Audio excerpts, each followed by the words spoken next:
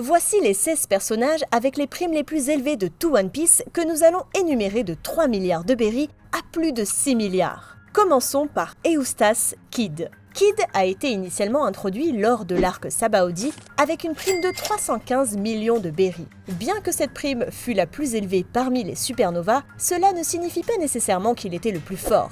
Kid a surtout gagné sa prime en s'attaquant à de nombreux civils et pas nécessairement en raison de sa force. Quelque temps après la bataille de Marineford, sa prime a été augmentée de 315 millions à 470 millions de berries pour ses exploits dans le Nouveau Monde. Kid a mangé le magnétofruit, un fruit du démon qui lui permet d'attirer et de contrôler les objets métalliques par magnétisme. Ce fruit s'est avéré être parfait pour lui, car il a pu utiliser le métal pour former un bras prothétique lorsqu'il a perdu le sien dans la bataille contre l'équipage du Roux. L'objectif de Kid était de traquer et de vaincre les empereurs afin de prendre leur place. Il a finalement joué un rôle crucial dans la défaite de Big Mom, ce qui lui a valu une prime monstrueuse de 3 milliards de berries. Cependant, il n'a pas pu prendre sa place en tant qu'empereur car les places vacantes ont été prises par Luffy et Buggy. Kid n'était que l'un des 16 personnages de cette liste, continuons avec son rival de la pire génération, Trafalgar dit Law. Law est un pirate originaire de North Blue et le capitaine de l'équipage du Heart. Il possède le pouvoir du fruit du bistouri qui lui permet de créer un territoire sphérique où il peut reformer et contrôler la matière. Contrairement à Kid, que nous avons mentionné précédemment, Law ne cherche pas à causer la destruction ni à atteindre le statut d'empereur. Il souhaite plutôt trouver le One Piece et découvrir le sens et la signification de la volonté de Dee. Tout comme Kid, Law a également été introduit lors de l'arc Sabaody avec une prime de 200 millions de berries. Ensuite, pendant le saut temporel, sa prime a été finalement augmentée à 440 millions de berries, puis gelée en raison de son alliance avec le gouvernement et sa nomination en tant que membre des 7 grands corsaires. Cependant, après avoir aidé les pirates au chapeau de paille pendant l'arc Dressrosa, son titre a été révoqué, sa prime a été rétablie et même légèrement augmentée à 500 millions de berries. Finalement, sa prime a été portée à 3 milliards de berries pour son rôle dans la défaite de Big Mom lors de l'arc du pays de Wano. Numéro 14, Monkey dit Luffy. Luffy désire trouver le trésor légendaire laissé par Goldie Roger et devenir le roi des pirates, ce qu'il croit être la personne avec le plus de liberté au monde. Luffy désire également que vous appuyez sur le bouton d'abonnement ci-dessous et vu que c'est le personnage principal qui obtient toujours ce qu'il veut, vous n'avez pas vraiment le choix. Merci. Luffy est le personnage qui ne cesse de devenir de plus en plus fort au fil du temps et ce fait se reflète dans sa prime. Il a obtenu sa première prime de 30 millions de berries pour avoir vaincu les capitaines pirates les plus forts de l'East Blue.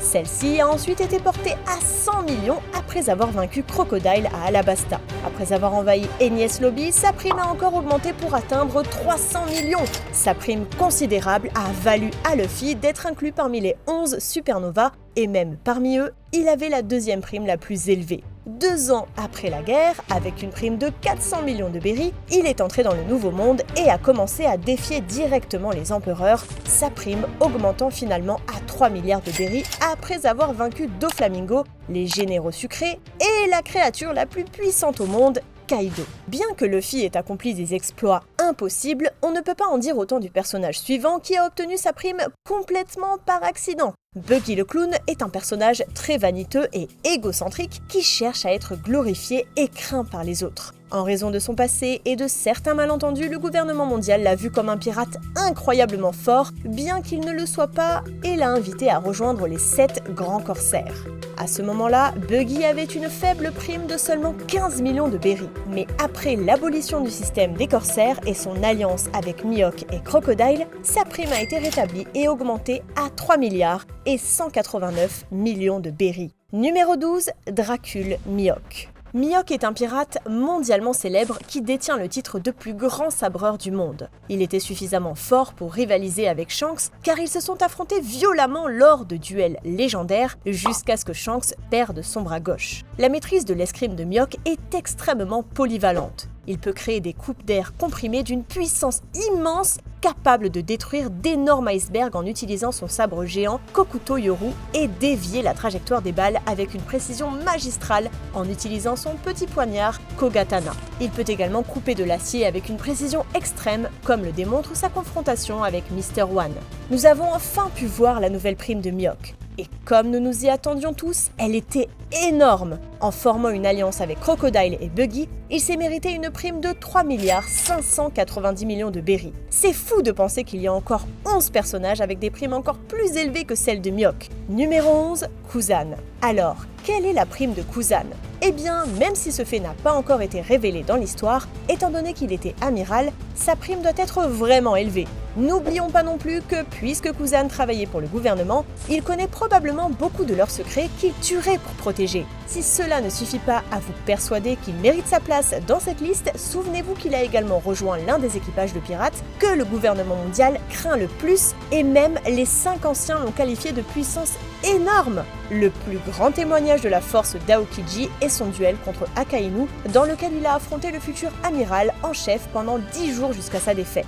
Mais en parlant d'une énorme quantité de puissance brute et d'endurance, sur la base de tout cela, je dirais que la prime de Kuzan serait d'environ 3,6 milliards de berries. Numéro 10, Riley. Même dans sa vieillesse, il était toujours assez puissant pour rivaliser avec Kizaru et l'empêcher d'attaquer Luffy et l'équipage. Cependant, au cours du combat, il s'est rapidement fatigué, ce qui laisse entendre qu'il n'a plus du tout le niveau d'endurance qu'il avait dans sa jeunesse. Cela implique qu'à son apogée, il était probablement plus fort que n'importe quel amiral actuel et peut-être un combattant de niveau empereur.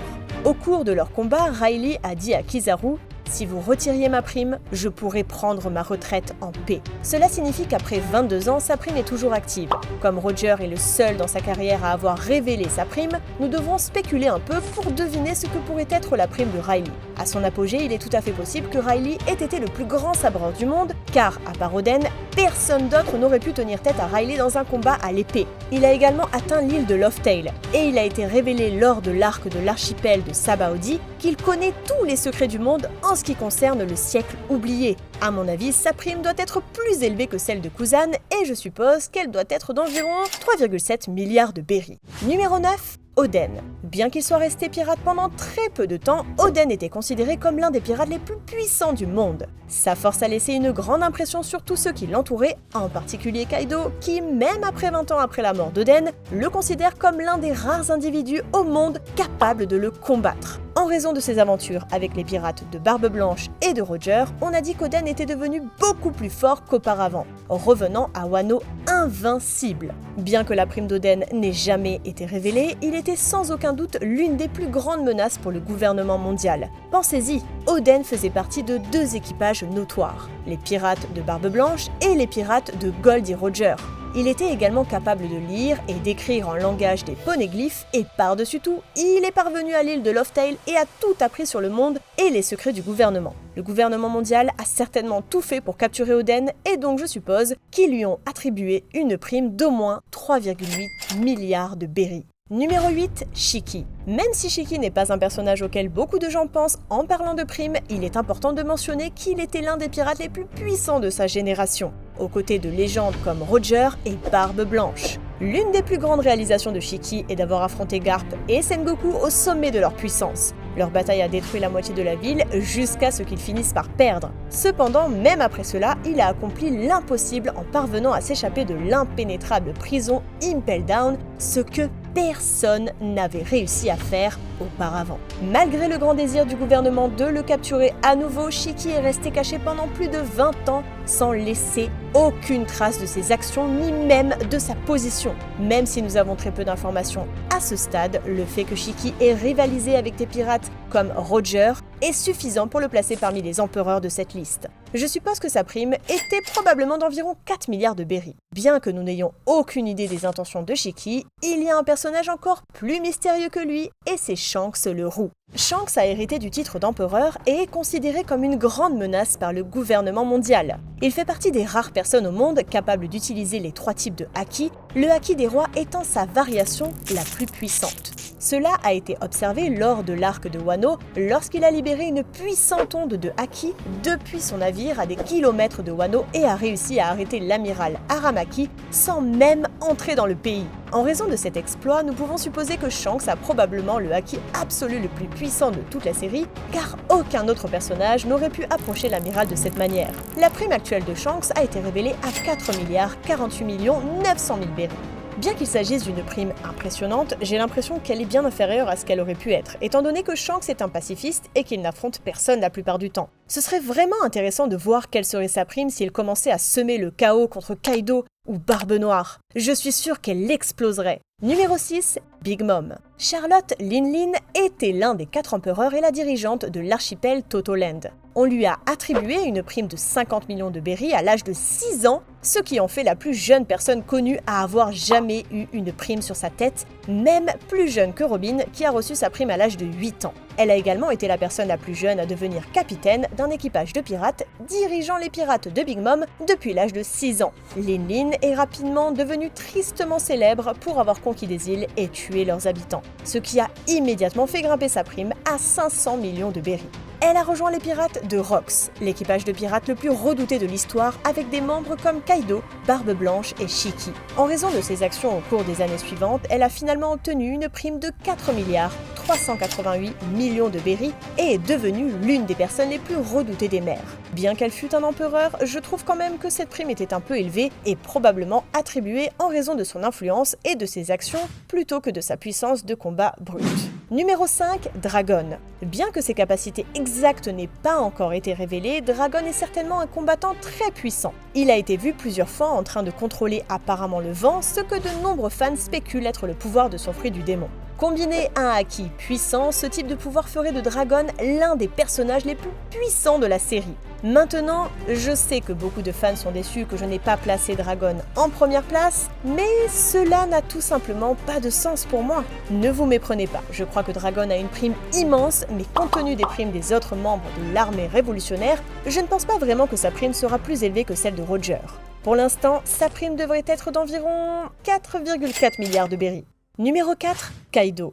En tant que gouverneur des pirates au Sans-Bête, Kaido a autorité sur une immense organisation de pirates de 20 000 membres et grâce à son alliance avec le shogun Orochi, il a autorité sur des milliers de forces samouraïs du pays de Wano. Kaido a grandi dans le royaume de Vodka et faisait partie de son armée qui envahissait et pillait les villes voisines. À l'âge de 10 ans, Kaido était déjà le soldat le plus fort du royaume. Quelques années plus tard, il a été vendu aux marines, mais il a réussi à s'échapper facilement du navire de guerre, ce qui lui a finalement valu sa première prime de 7 millions de berries. Après cela, il s'est laissé capturer à de nombreuses reprises pour manger de la nourriture sur les navires de guerre, s'échappant facilement une fois qu'il en avait eu assez. La chose la plus remarquable à propos de Kaido est son corps, qui est pratiquement indestructible, même avec le haki de l'armement classique. Cela a été démontré à plusieurs reprises lorsque Luffy a attaqué Kaido sans effet apparent, et quand il a sauté de l'île Céleste et est tombé de 10 000 mètres sans subir la moindre blessure. Grâce à ces actions, Kaido s'est vu attribuer une prime de 4 milliards 600 millions 100 000 berries, ce qui en fait la personne avec la prime la plus élevée connue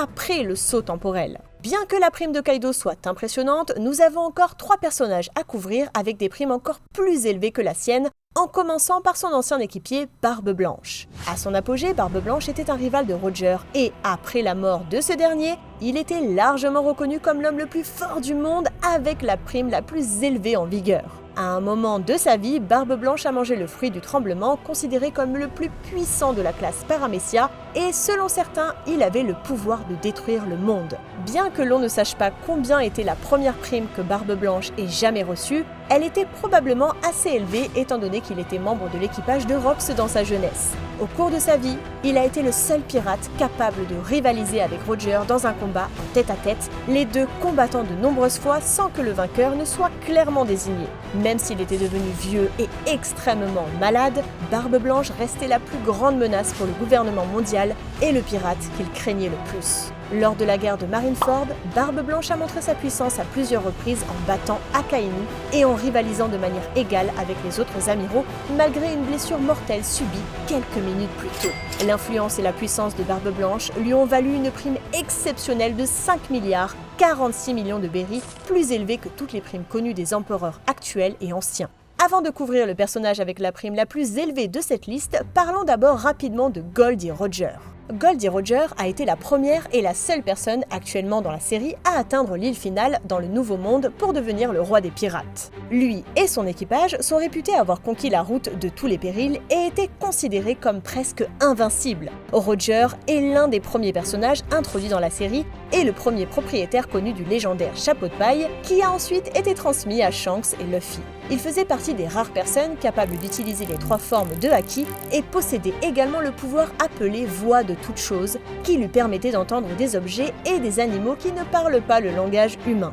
En tant que roi des pirates et la personne qui connaissait tous les secrets du monde, Roger s'est vu attribuer une prime de 5 milliards 564 800 000 berries, la prime la plus élevée connue dans l'histoire de la piraterie. Maintenant, avant de révéler qui est le personnage avec la prime la plus élevée, je tiens juste à mentionner honorablement Joy Boy. En raison du manque d'informations à son sujet et du siècle oublié, il est peu clair s'il avait une prime. Mais s'il en avait une, il serait certainement en tête de notre liste au-dessus de tous les autres personnages. Numéro 1, Rox Dick Zebek. Rox était le plus grand ennemi du roi des pirates et l'un des pirates les plus redoutables de l'histoire. Il était tellement redoutable, en fait, qu'après sa défaite, le gouvernement mondial a complètement effacé son nom de l'histoire, la plupart du monde ignorant même qu'il ait jamais existé. L'étendue des pouvoirs de Xebec est inconnue, et il reste à voir s'il possédait des pouvoirs de fruit du démon ou s'il ne comptait que sur le Haki. Maintenant, beaucoup d'entre vous se demandent probablement pourquoi j'ai placé Rox plus haut sur la liste que Roger. Eh bien, le fait que le gouvernement ait accepté de travailler avec Roger pour exterminer Rox, à mon avis, nous donne toutes les informations dont nous avons besoin pour déterminer qui il considérait comme la plus grande menace à ce moment-là. De plus, bien qu'ils connaissent tous les secrets, Roger n'a apparemment jamais parlé publiquement à leur sujet, ni n'a-t-il essayé de détruire le gouvernement mondial. Alors que d'autre part, Rox voulait devenir le roi du monde et dévoiler tous les secrets que le gouvernement cachait. C'est pure spéculation, mais je crois que la prime de Rox était probablement d'environ 6 milliards de berries. Vous êtes-vous déjà demandé si tous les chapeaux de paille pouvaient vaincre Luffy ? Cliquez sur cette vidéo pour découvrir la réponse, elle risque de vous surprendre.